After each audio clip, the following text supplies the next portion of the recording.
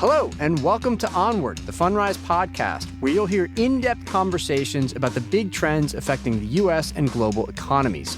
We are recording this on Wednesday, September 20th, 2023. And before we start today's show, we want to ask that you please keep rating and reviewing the show in those podcast apps. We really, really love hearing from our listeners, and we've heard from a lot of you. We want to hear from even more. Also, evergreen reminder that this podcast is not investment advice. It's intended for informational and entertainment purposes only. With that, let's get on with the show. This is the AI might take our lives, but it'll never take our jobs episode. Or is it the other way around? I don't know. I'm Cardiff Garcia of Bizarre Audio. I'm joined as always by co-host Ben Miller, CEO of Fundrise. In the flesh, too. Not an AI version of Ben Miller, I think. But how would you know? Ben, how are you? Hey, Cardiff. How are you? This is the AI episode. This is a big deal. I can't wait, Ben, to discuss this with you because as I understand it, you've been thinking a lot about this in the last few months and even going down a little bit of a rabbit hole yourself on it. We have machine learning people at the company, all these software engineers. We're building applications with it at Fundrise and we're investing in it. So I've tried to get my mind around it. And obviously, I'm not a mathematician nor a ML expert, so I can only do so much. But I feel like there's so much here. The way I think I frame it is basically everyone needs to understand AI, to leverage it, everyone to use it, and to anticipate how it might affect you, your kids, or your career, or your country. So there's a lot here. There's a lot here. There are those practical reasons that you just mentioned for needing to know AI. I also think just in terms of understanding the world, it's helpful to see how much we're already using AI. I feel like AI has gotten a ton of attention in the last year, in particular because things like ChatGPT, those language models have emerged and everybody started to use them. And they've had this uncanny ability to mimic a conversation that you might have online with another human being. And that's been the thing that has really raised AI to a level of prominence in the societal and cultural conversation. But actually, AI has been around for some time, and we've been using it more and more, even outside of those language models. And it feels like we're in a moment now where everybody's trying to figure out just how big a deal it is. Does that roughly track with your experience of it in the last year? I probably have some nuance in there. An example of that is our CTO, one of my co-founders would say, it's not AI, it's machine learning. And he would argue that none of it's AI and that it's all machine learning. And then you'd have to start saying, well, what's the difference between machine learning and AI? And when would you cross this threshold? But what's happened is that we have used machine learning a lot. We can talk about what that is. And now we're doing something that seems different.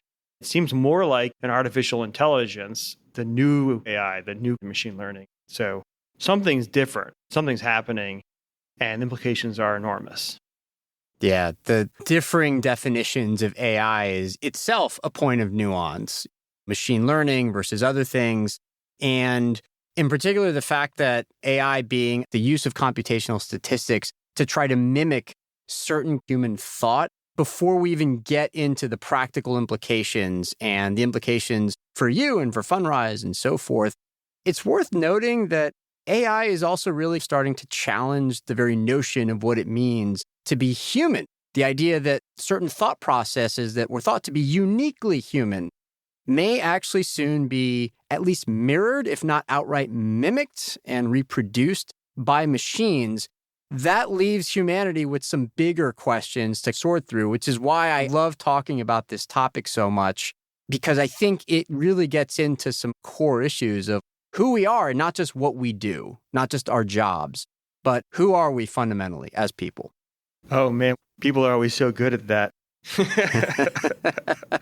Of trying to figure that out, of answering that question. Good history of dealing with those questions well. So it'd be interesting to lay out some of the case for why this is a big deal and then get into some of the specifics and come back out to the implications again. Yeah, let's do it. Let's just start with that very question. Why do you think it's so important to be understanding and talking about AI right now? What do you think are the big implications of the emergence of such powerful AI? Well, I'll start with a bunch of studies because I think it's fun to see what all the talking heads are saying. So If you go out and do some research, you'll see that there's all these reports now out by PwC, which is one of the big four accounting firms, or Goldman Sachs or McKinsey. They're saying things that are along the lines of AI is likely to increase global GDP by 26%, according to PwC. So that's $15 trillion.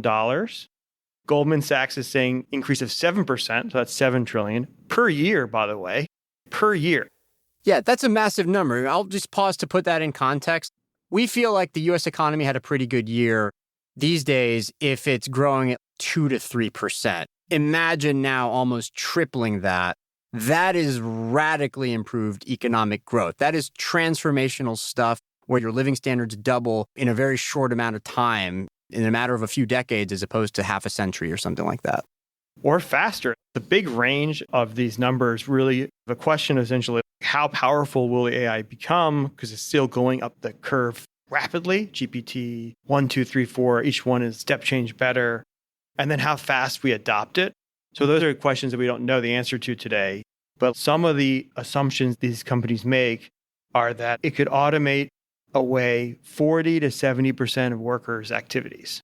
Yeah, that if you just look at the individual tasks that all workers do and you add them all up, that as many as half of the current tasks that we know, 40 to 70%, as you said, could be subject to being automated away, leaving obviously still some chunk of tasks that humans can do, and crucially, opening the door perhaps for new tasks that we haven't imagined yet to emerge, but we don't know what they are. And it would at the very least represent massive radical change of the kind where many people would probably benefit enormously, but also perhaps, if not handled the right way, many people might suffer because disruption is never easy. It can lead to progress. It can lead to some amazing, miraculous things, but it's not easy on everybody. That's the big implication that we can talk about at the end, giving some more stats because these are outrageous.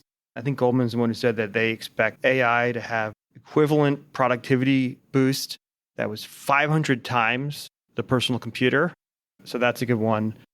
So with all that said, I think, Ben, we should boldly move forward and really try to get at what's going on with AI, having established some of the big potential societal implications. And we'll be discussing more of that. But first, why don't we just start with an attempt at explaining what AI is and how it works?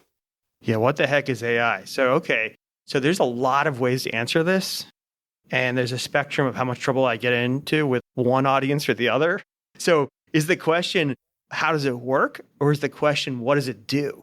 Why don't we reverse that? Why don't we start with what does it do, which is something that we can probably try to get at in normal human language terms before we go into the harder challenge of explaining how it works, which might be a little bit more complicated. But let's establish the stakes first. So what does it do? How would you describe it? Okay, let me take a shot. So I'm going to start with machine learning for a second, because I think AI is so loaded. Or in a way, you start with where we were a few years ago and ladder our way up to it. AI and machine learning, the best definition I've seen is automated pattern recognition.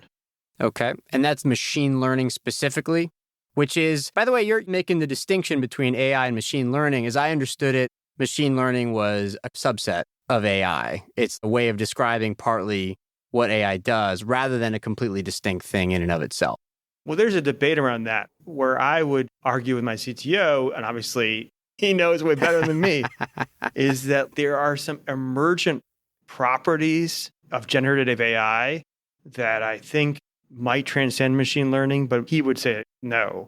So we can get into that later. But the point is that let's start with machine learning. Start with basically what is already happening. What do you use as already machine learning? I think you can name a few, but basically in the machine learning sort of categories, there's classifying things. For example, you can say this credit card transaction is legit. This credit card transaction is fraud. That's a pattern. Somebody bought 20 things on the internet in less than 1 minute. That's a pattern. So it recognizes that as, for example, labeled as fraud. It's good at predicting things. So it can extrapolate patterns. So that could be weather, could be stock markets. But if you talk to a machine learning person, they'll say everything's classification and everything's prediction. So this may not be mutually exclusive in a clean way, but good at recommending things, movies, songs, TikTok, those are all algorithms that are machine learning, recommendation engines, computer vision, that's like self-driving cars or optical character recognition where it can read some numbers on your check when you're depositing a check. So those are examples of machine learning. So the point is that stuff's been around and it's very powerful and you don't even see it as AI. You don't think like, well, this thing that has read my check is AI. I'm not looking at Netflix and say, oh, Netflix is an AI company. I don't think that's how people think of AI. Targeted personalized advertising, by the way, is similar here. That's an example of machine learning. Something like translation services, automatic translation services, also fall under the category of machine learning. And I do like the idea of describing AI as a so-called prediction technology. And essentially what that means is that, as you said, it's pattern recognition. And then from these enormous data sets that it is trained on, that an AI is exposed to and trained on, it can then try to recognize patterns and then use those patterns to make predictions. And you can see examples of this already in things, like you said, movie recommendations, but also in things like medical diagnoses. So it finds patterns and symptoms that suggest a certain diagnosis, and then it makes a prediction of, oh, it's 78% that you have a certain kind of cancer or something like that. As you said, movie recommendations, some people use it for stock market predictions or weather forecasting. But I love this idea that these are examples of machine learning that we have already started to use in many of our day-to-day lives. We just don't recognize it. And now the computational power that's available to people is so enormous that we can see that this is likely to increase. This trend is likely to increase. I like that as a depiction of what AI, or specifically machine learning, actually does. But yeah, did we leave anything out before we get into how it does it? A bunch. Oh, okay, great. Excellent. I can't wait. We're just getting started, yeah. Because basically, everything you said is true, but there's basically been, I'm going to say it's a break or a breakthrough, a step change, essentially what changed over the last 10 years. But basically, over the last 10 years, since 2012, laddering all the way up to ChatGPTs, there's been a change in the algorithms, a change in the architectures, a change in the compute with NVIDIA and the GPUs. And essentially, that series of breakthroughs have accumulated to what I think is a tipping point, and what I describe, and I think you can loosely call generative AI. And generative AI is different in a lot of ways than the more traditional ML. It's still a form of machine learning, ML, machine learning. But what it does is different are a couple really important things. So one, and I'm going to say this is rough, so engineers, bear with me. But what it does is if you give it a lot of data, it can see the patterns and structures in that data and then generate similar new data that's like the data you showed it. So that's generative AI. So let me give you some examples. So if you showed it 10 million or 100 million faces, pictures of faces, it could then generate or make pictures of faces that were original. Or if you showed it all the words on the internet, it could then generate writing. So it's the generative aspect to it that is what makes it so different than what came before. The fact that it can generate something genuinely new from all of the stuff that it has analyzed, but it is generating something that is new, that is original. Like you said, a new face, or in the case, for example, when you're interacting with ChatGPT, it can respond to you based on what you say to it, based on what you ask it. It can essentially understand the words that you're feeding it in your question. And then based on the relationship between those words and how those words have interacted and all the huge data sets that it has analyzed in the past, it can then use all that information also to respond to you in a way that is appropriate. And frankly, for those of us who've been using it the past year or so, really quite impressive and even a little bit spooky. I remember when we all first started using, in my case, ChatGPT, how impressive it was. And in fact, Ben, as we were discussing what to do for this episode, I actually was asking ChatGPT for some helpful explanations that we can use. And I thought I'd give you just one quick example on generative AI. I basically said, in fewer than 150 words, what is a good definition of generative AI specifically? Right away, it said, generative AI refers to a subset of artificial intelligence models and techniques designed to create new content or data that's coherent and contextually relevant, often resembling authentic human-generated output. These systems can generate various forms of content such as images, text, music, or videos. I'll stop there. And then it gave an example or two similar to the one that you just gave. So I think that it's just such a powerful new thing. And I agree with you. This at least feels like it represents something that's different in kind and not just in degree. It's not just some incremental new advance or the computational power got a little better. It is a step change as you described it. Yeah, I worked hard on trying to develop the right analogies to help bridge this gap of understanding. That's why I really think the pattern recognition, the essence of it is pattern recognition. And I want to try to dig into that for a minute to say, what does that mean?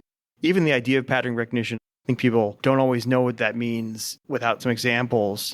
So I thought, let me just try to go down into this, because how is it that ChatGPT or other generative AI models like doing this and showing it pictures of faces? The patterns and images are easier for people to imagine. You can see, what do noses look like? What do eyes look like? What are shapes of head? What's hair? So there's clearly patterns in how a face is organized. And basically everything is pattern recognition. Everything we do, everything in the universe, how the human brain works is pattern recognition. And that's the part where it's not really clear to people that's the case until I try to pull back the curtain. So instead of talking about AI, you sort of talk about the human brain for a minute, because you start taking that for granted. How is it that your brain is able to recognize faces and know language? What's happening inside the brain? Because you can recognize something, if you try to parse a little bit, you can recognize it, you can remember it, you can then recall it, and then you can figure out what it means. Those are sort of in a way 4 different things happening inside your brain. And what's underneath of that is when you're learning something, when you're basically memorizing something, it's actually a pattern that's being put into your brain. It turns it into a bunch of synaptic connections. Like when you learn something, you make a new synapse, a connection between neurons. And things that are related have more connections inside the brain. And when your eye sees those things, it lights up that map. That's not just true of a thing like a face, but it's also true of like a concept like algebra or like the periodic table, but also, hey, my kid is in a really bad mood. Oh, I see the pattern. They're hungry. All these things are patterns. And I think when people say, oh, GPT was able to map out all the patterns of language, I think that feels obscure. It feels opaque to people. What does that mean? What's happening there? But once you recognize that language is a reflection of how we think, the patterns of our thinking, even words, fruit is a pattern of 5 letters. You see that pattern and you then know your brain sees that as a symbol and turns that into the word fruit. And then fruit is relationally connected to vegetables, but is definitionally different. And you have these connections. And inside of fruit, there's apples and bananas and oranges. And your brain starts having these groupings or connections and things that are not connected, like astrophysics. There's no connection in your brain between astrophysics and fruit. And that connections, relationships, groupings, similarities, and matching, that mapping process is super similar metaphorically to what the generative AI or GPT, what the generative pre-trained transformer is doing. Yeah, this is such a powerful point because a lot of times when people try to define AI, as we've just done, we almost talk about it as if it's something completely new or completely original, but actually, in some ways, the human brain is itself a prediction technology. It is a pattern recognition technology. And here I want to be careful because we can almost take this too far and act as if there are no remaining mysteries about the human mind, which is not what we're trying to say here. But this is a very important part of how the human brain, the human mind actually works, how it memorizes things, how it recognizes things, how we learn to interact with each other. There is a very heavy component of, obviously, pattern recognition, of prediction technology. And so in some ways, what AI is doing with a lot more computational power behind it is in fact trying to mirror or reflect or imitate or whatever word you want to use, something that already has happened in the human mind. It's not entirely clear, I think, how that would relate to other elements of being human: creativity, persuasion, emotions, persistence, and other things that come with being human. By no means does it capture everything. But that is a very, very important part of what it is to be human.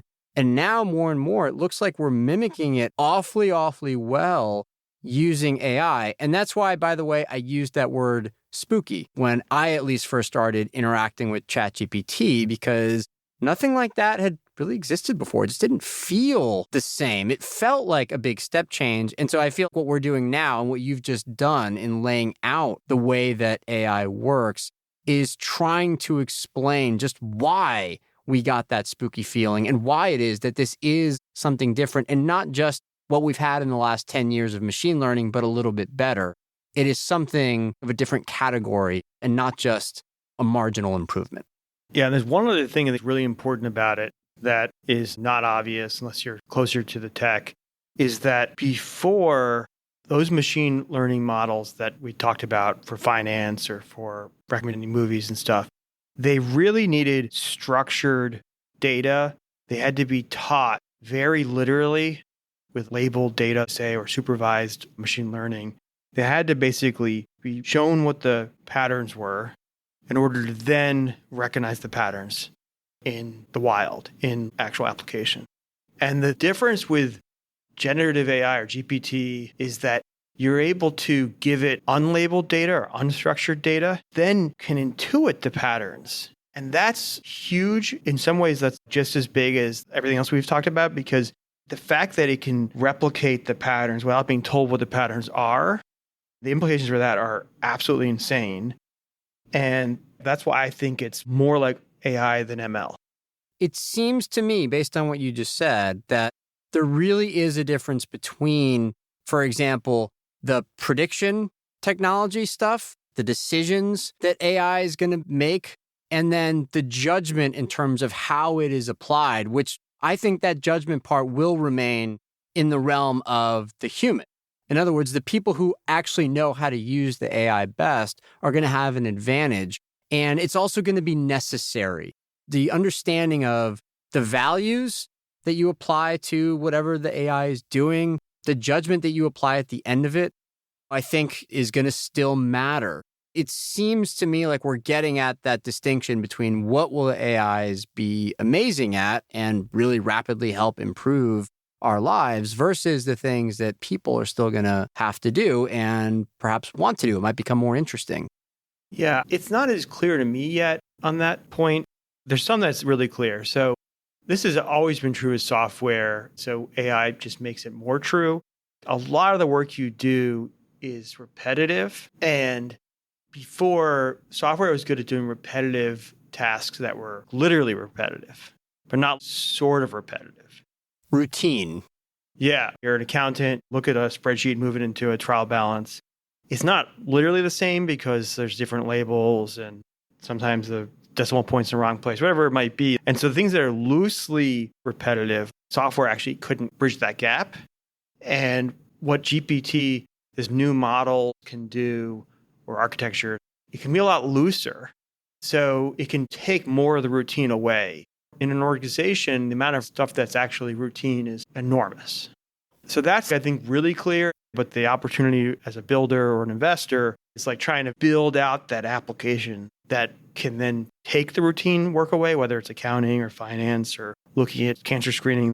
There's a lot of work in getting something that's right on a lot of routines for a lot of people. And that's, I think, the main clear piece of work that generative AI is going to do over the next 5 or so years. That's the clear stuff. And exactly where it will top out, I think that's much less clear.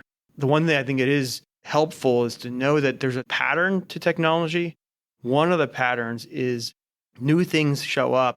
They have this exponential curve, and then they start to slow down. There's an S curve. So right now, GPT-4 is an X better than GPT-3 and 10 times bigger. But we'll start seeing diminishing returns at some point. Usually it's almost 80-20 Pareto principle. The first 80% of the gains in AI will happen rapidly, and the last 20% will take 20 years. And we don't know where that threshold is. That's the thing that's open at the moment. It's worth noting that technology often works in fits and starts like this. And the analogy that a lot of technologists use and people who study AI have used is to the emergence of electricity in the late 1800s. Well, it took a long time, and the introduction of new systems before, for example, that led to a radically new way of making cars in the factory. It took decades, in fact, even though the fundamental technology was developed much earlier. Why? Because when we first get these new technologies, we all start trying to essentially apply them to existing ways of doing things. And it takes some time. It takes a lot of risk-taking, entrepreneurship, some first movers to really start coming up with a totally brand new way of using a transformational technology. And that can just take time, and it can be slowed down by a lot of things, not just the natural risk aversion of people who might want to use it, but nobody else is using it. So then it just seems like it's too much because it's so much downside. And what if it doesn't work? Then you look crazy. There can be deliberate attempts to slow things down. Sometimes if you think the technology might be dangerous, there might be a regulatory approach to try to slow it down, or at least to try to understand it as we go along. That can slow it down. There's going to be natural resistance from a lot of people. There's a lot of doom and gloom type stuff around AI. A lot of people thinking we're headed for a dystopian wasteland because the AIs are going to take over all the machines. The real Terminator 2 thing, that is something that people actually debate. I will be candid with you. I find all that to be quite outlandish, but that could just naturally slow it down versus a kind of approach where you experiment and you keep going on and on and on. I don't know exactly what the right way of handling it is. I'm just pointing out that that can slow down the transition from the technology exists to it is now changing our lives. That can take many, many years, sometimes decades. As an entrepreneur who's tried to do this in a small way and also done it internally with organizational change, it's much harder to change people's routine than it is to actually conceive of the invention. It's incredible. So changing people and changing people's mind actually is really the hard part. I think Max Planck, the famous physicist, said that progress is made funeral to funeral. Oh, good line. It might literally be that the Gen Z generation has to become 60 years old before everybody who thought the way they had to do work was willing to basically change. They can't change. I think that's pessimistic, but there's something in that that's unfortunately true. I'll give you some more examples of things we're doing here. There's like the low-hanging fruit. So an example of that is customer service. So we get 10,000 customer service outreach a month. A lot of people. So we implemented, we have it in beta right now, an AI application, and it's able to resolve 71% of the outreach. 71%. Just using the introduction of this new AI. Does it automatically. That's a lot. That's incredible. That's what, 7,000 tickets or whatever, doing some simple math? Yeah, well, a lot of these are by phone. So all the ones that are written, it can do 71%. So in order to do the phone, we'd have to create some software that does it for the voice. We don't have that yet. So what it's actually telling me, which maybe is not obvious, is not that there's 71% of the work that's being done, but it's actually 71% of the outreach is really trivial. It's routine. That's what it's actually saying, even though that's not obvious on first blush. So I lost my password, changed my password.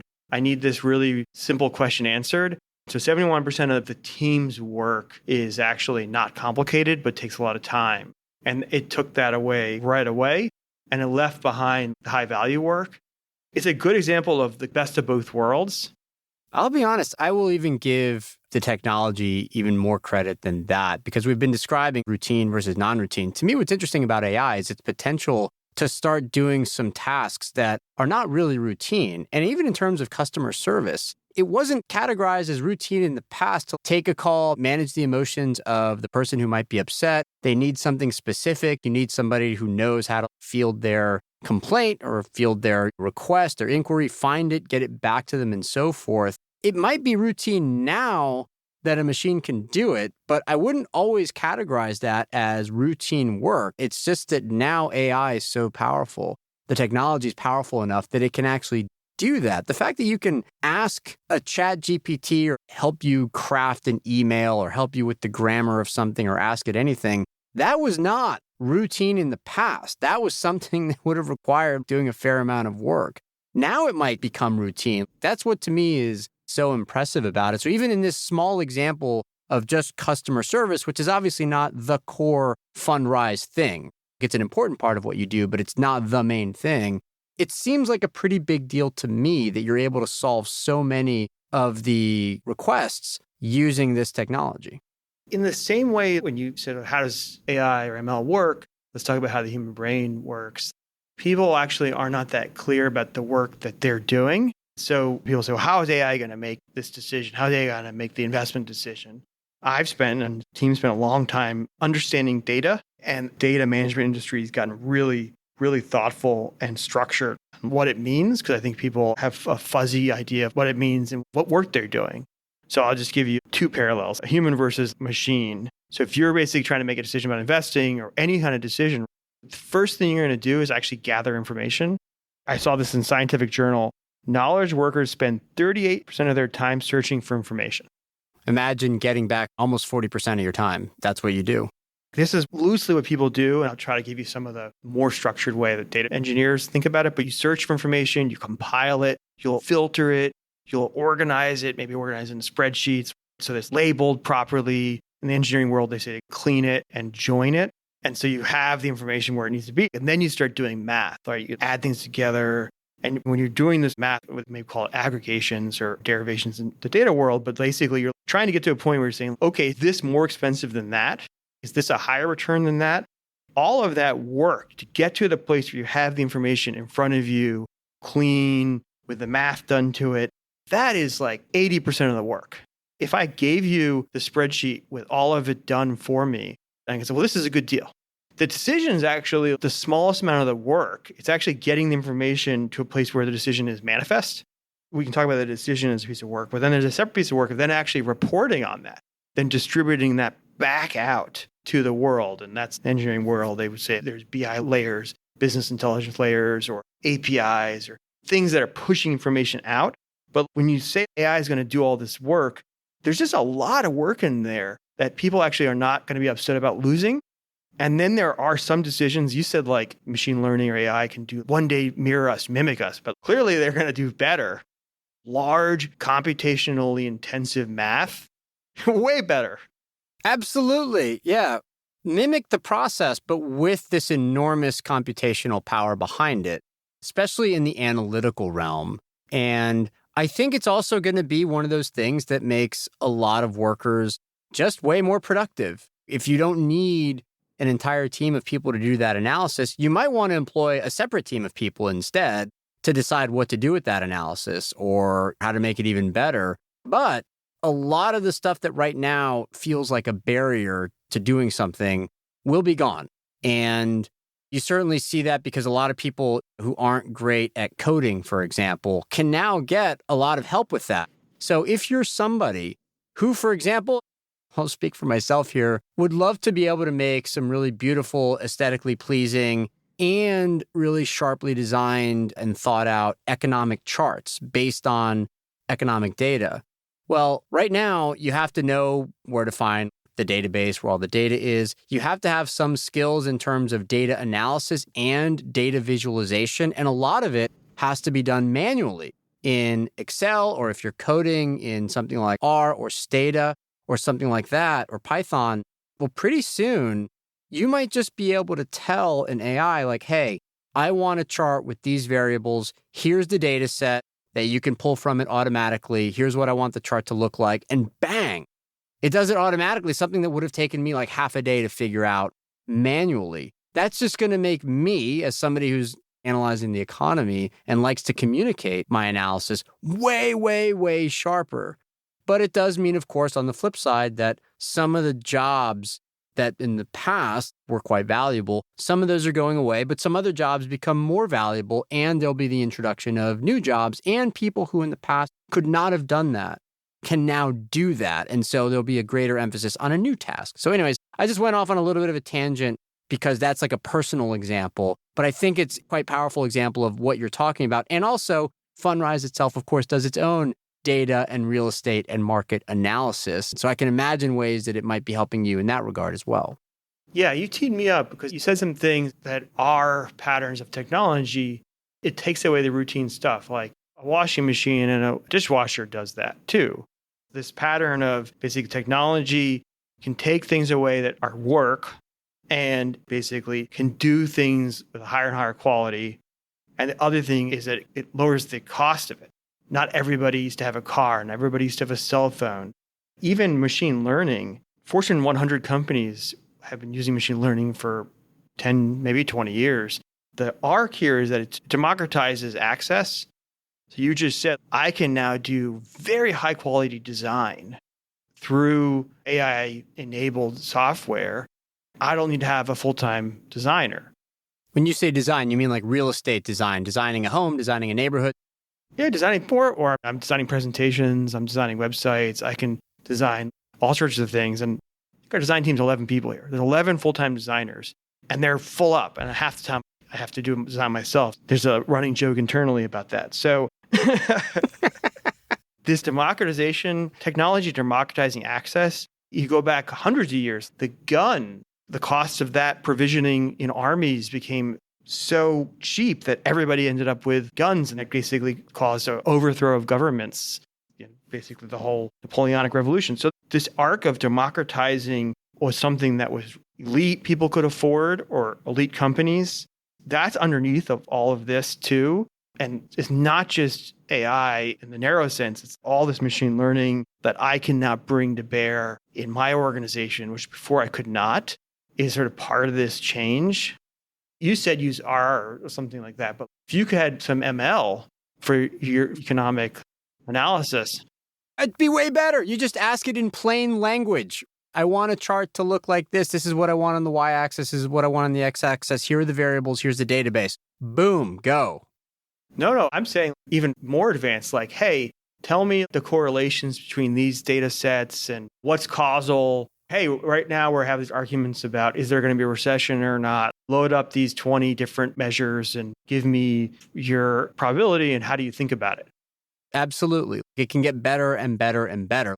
It's a real advancement in terms of somebody's ability to do something that in the past they wouldn't have been able to because they didn't have the right training. And I want to make the point also that this can apply to people who don't have great jobs right now or a little bit further down the income spectrum, because it could be that a really fundamental skill that they don't have is what is stopping an otherwise very talented person from advancing. Or even in the case, let's say, of Fundrise, where you might have somebody who knows real estate really well, has a really strong analytical mind, is very charismatic, could be a great manager and so forth, but for whatever reason isn't a great communicator, isn't a great writer of emails even. Well, suddenly, if that task is something that can be taken over by machines, well, it's okay that they're not a great communicator because they have help now. They've upskilled, basically. And now they're more recognizable for the talented person they are instead of having this one thing that was holding them back. You can imagine something like that happening for other parts of the labor market. So the way technology plays out, there's a pattern to it. Let me explain that. So if you go back, you invent computing, which would become mainframes. That's a wave of technology. And then after mainframes come personal computers, and then the internet, and then mobile, and then cloud, and now AI. If you go back to those waves, they actually play out in a similar way. Now we're in the middle of one, and it seems like it's novel, but actually, hey, this has happened before.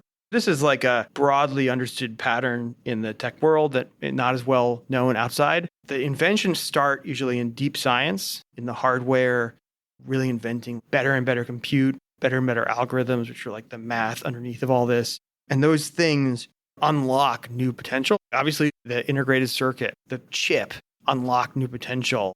And that deep tech or hardware typically then moves its way up the tech stack. This is still mostly invisible to people who are not engineers, but in the tech stack, you have things like operating systems and databases. People have described different ways, but basically it's like where the engineers spend all their time building things. Then on top of that are applications. Here's an example. So things went to mobile. You have a mobile hardware, the iPhone or the Android, and inside there are like Qualcomm chips that basically let you just send data over a spectrum. That's hardware. Then you have the operating system, which is Android. Then you have these applications like Uber or Foursquare, different applications that unlock the whole idea of mobile. So what's happened in AI is that NVIDIA is the primary hardware driver here. It's the chips that allow for parallel computing. Then they have the platform technologies that are now breaking out, which is the GPT, the generative pre-trained transformers, and things basically that most people don't need to know anything about. And the big opportunity next is the applications. There actually aren't that many yet. We've invested in a couple. One that we invested in called Canva. They're like democratized design software. That's why I keep talking about design because it's on my mind. So you could go on there and use it to design world-class designs. I actually think I used it once for a project cover letter or something like that because it makes that really easy. It has like a beautiful templates. It's very customizable and all that stuff. I know what you're talking about now. And so Canva is application focused on design. They plugged into the platform, which is OpenAI has a platform you can plug into. We plugged into it as an API. Uses GPTs, the generative pre-trained transformers, that uses technology basically to do things. They want to do things with art and design and visual media. So that's an application that's likely to have explosive growth because everybody who's doing any kind of communication, design is something that's very fundamental. And the applications of AI to design is a huge business. Or the application of AI for us, for real estate. We're working on that. Somebody's going to build an application to do accounting, for sure. You go down the list, and those applications are the things that take away the routine work, but you end up needing to do a lot of specialized work as a company. For us to do real estate, it's going to take us a lot of work to take this broad foundational models that exist out there into specialized models with specialized data and specialized context to get it to do what people expect it to do when they're using it.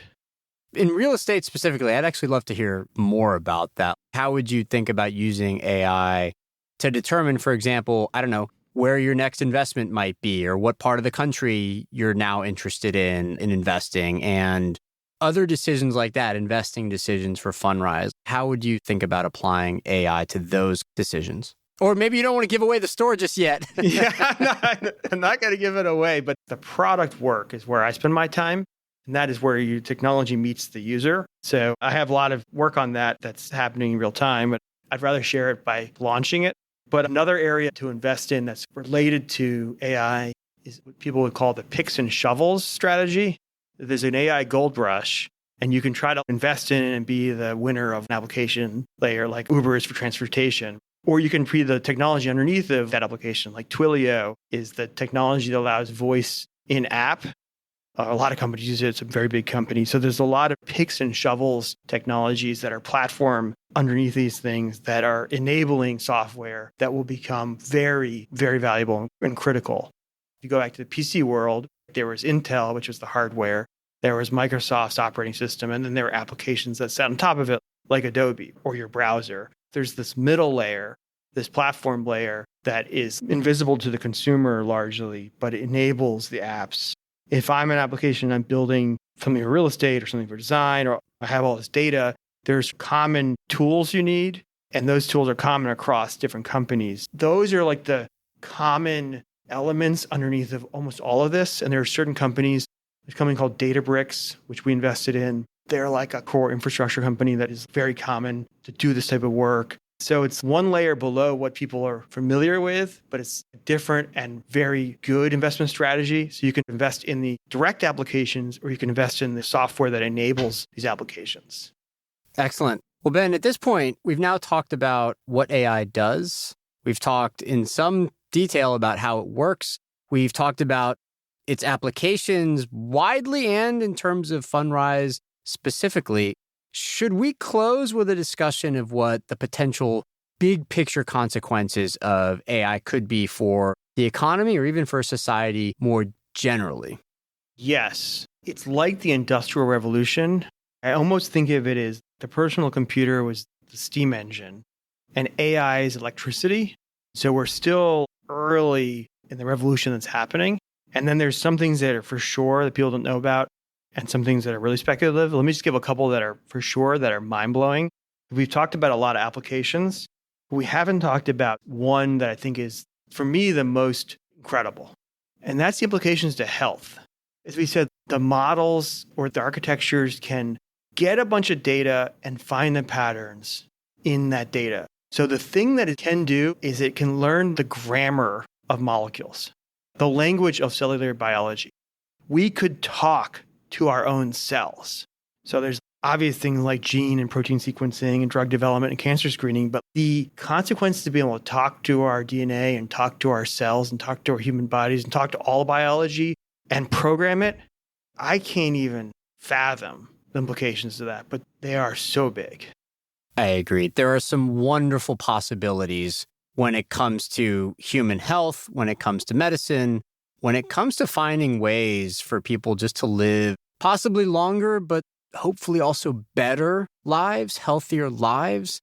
And this is all related to my biggest hope for AI, which is different from saying that I think it's necessarily going to happen. But my biggest hope for it is that it doesn't just become what economists know as a general purpose technology, which is to say that it has applications all across the economy in every different sector. There's some way to apply AI so that people, workers, and so forth can be more productive and make better, more various things for others to buy as well and to improve our lives, but that it also becomes what's known as an invention in the method of invention, which is that AI ends up transforming not just every industry across the economy, but also the way that we think about innovation itself, because it is so powerful and because it can unearth previously disguised patterns and things that we would love to be able to analyze and just didn't have the computational power to do until now. That would be truly magnificent. And it would have, hopefully, a self-sustaining quality when it comes to making the economy better, more productive. So that is my positive hope. There are some potentially negative consequences that we should discuss. But before we get to those, let me throw it back to you, Ben. In terms of hoped for outcomes, the truly wonderful, miraculous potential of this technology, what else besides health and different ways of doing innovation do you think we should emphasize? This is, again, a very hopeful or speculative one. Blue sky thinking right now, pie in the sky stuff, whatever cliche you want. That's where we are. That's the realm we're in now. So the internet, it had an unintended consequence of fragmenting society, actually, in a way that now you look at what does the internet do? And it basically creates more connections, and basically, as opposed to having 4 TV channels, everybody gets their information from, gets information from everybody else. So it caused social fragmentation, which is why some people are critical of social media. And I think that AI could actually have the opposite. It could actually drive more cohesion and consensus because there's going to be less debate about facts, for example, and data. There's only going to be a few AI models, foundational AI models, because they're so expensive.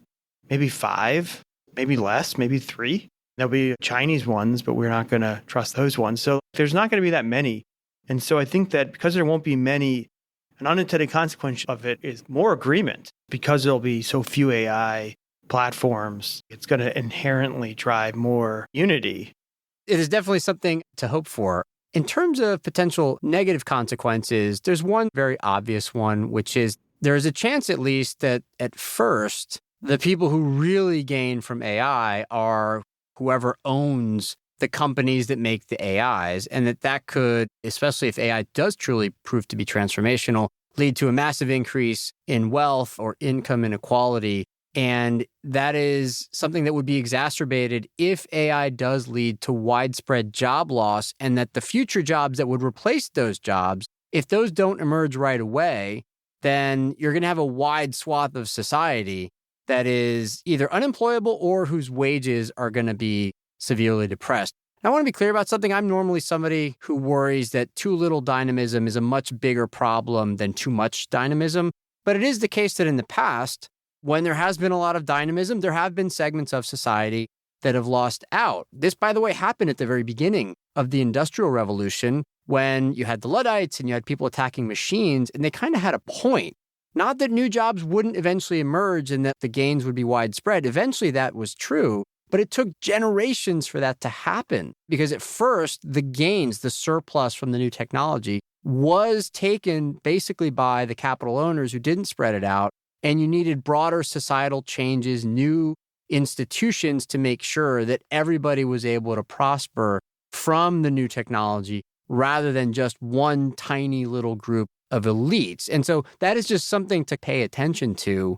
If AI does prove to be this sudden, faster than we think, rapidly transformational thing with the power to improve so many lives, but if we leave behind too many people who lost their jobs for too long, then in some sense, the system might end up eating itself because there will be this big constituency that fights back. Yeah, on a very personal level, Fundrise launched the Innovation Fund to democratize investing into these companies because they're not public. OpenAI is not a public company. Databricks was not a public company. Canva is not a public company.